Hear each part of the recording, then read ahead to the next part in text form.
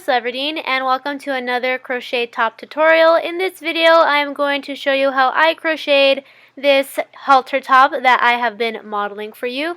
And I actually just realized that I haven't named this top yet, but I'm sure by the time I upload this tutorial I would have named it already, and that's the title of this video. But anyway, before we begin, I just wanted to let you know that any questions that you may have on this tutorial or any crochet question whatsoever, please refer to the description box first before you leave your question in the comments section below. Alrighty then, let's get started.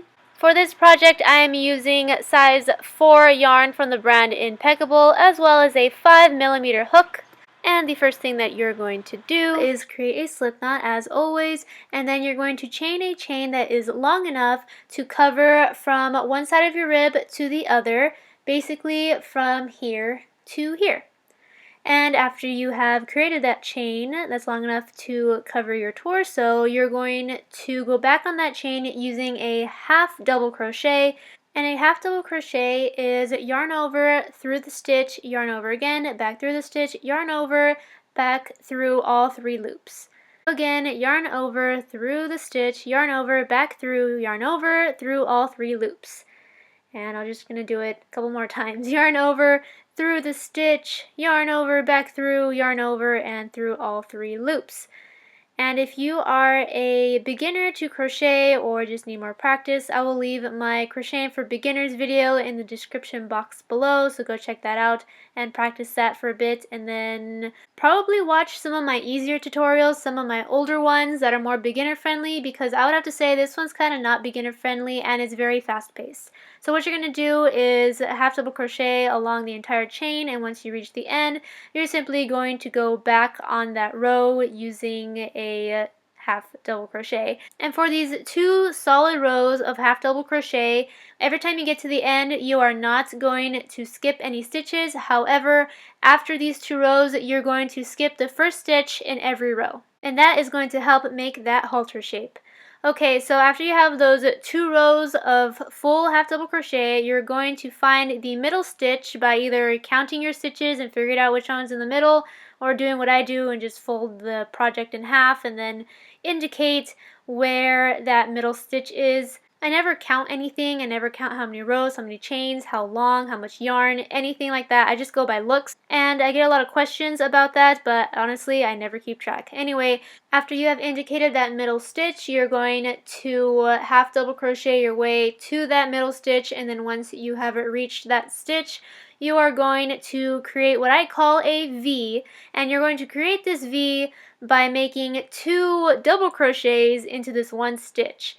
So into the very same stitch, you're going to create 1 double crochet, which is this one, and then you're going to create another one, yarn over through the stitch, yarn over again, back through the stitch, yarn over, back through 2 loops, yarn over, back to the last 2 loops, and that is what a double crochet is.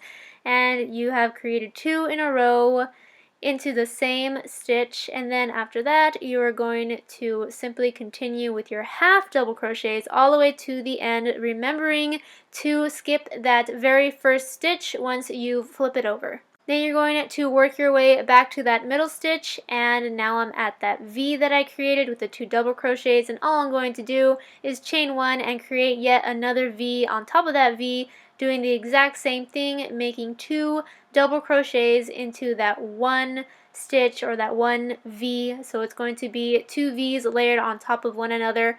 And after you have created your V, you're going to chain 1 and then continue with your half double crochets all through the end. And once you reach the end, you're going to flip it over, skip the first stitch, and then half double crochet your way across to the middle again. However, this time you are going to stop a stitch before the V.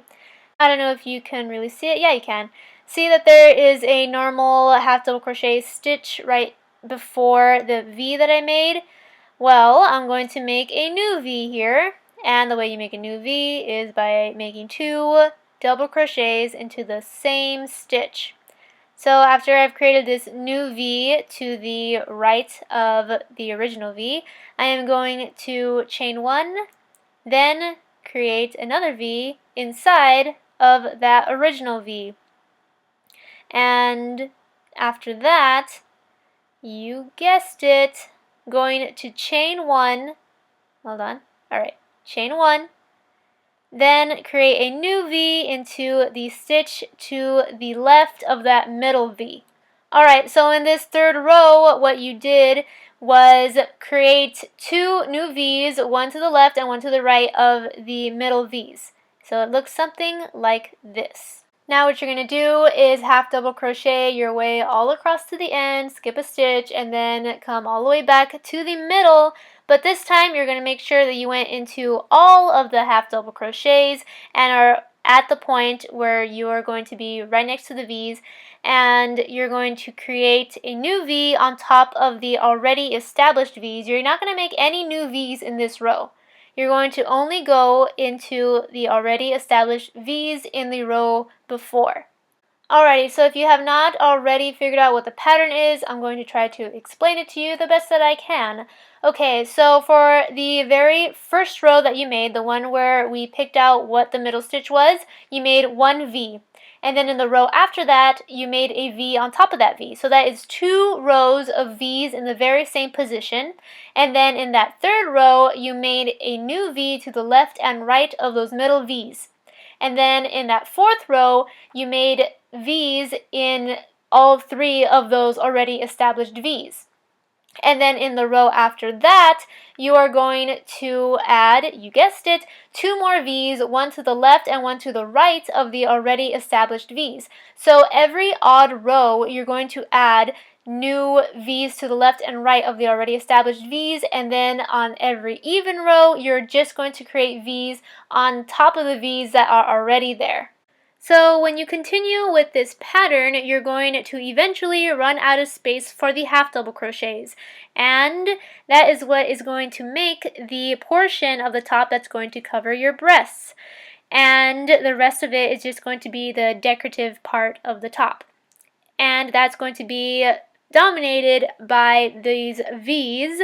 So all you have to do once you run out of space for the half double crochets is totally just forget about the half double crochets and continue with the V's.